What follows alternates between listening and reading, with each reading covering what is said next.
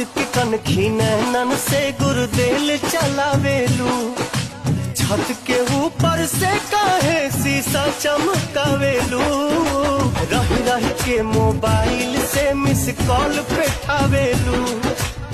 खिड़की पर खड़ा होके तू किस उड़ावेलू। हो जाए बर्बाद जवानी, आ बिगड़ जाई मुहमा के पानी।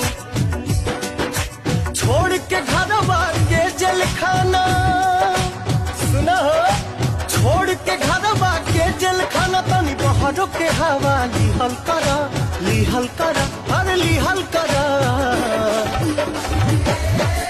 भरल फुलल तनी बनल रहा, मस्त टनाटन बनल रहा। भरल फुलल तनी बनल रहा, मस्त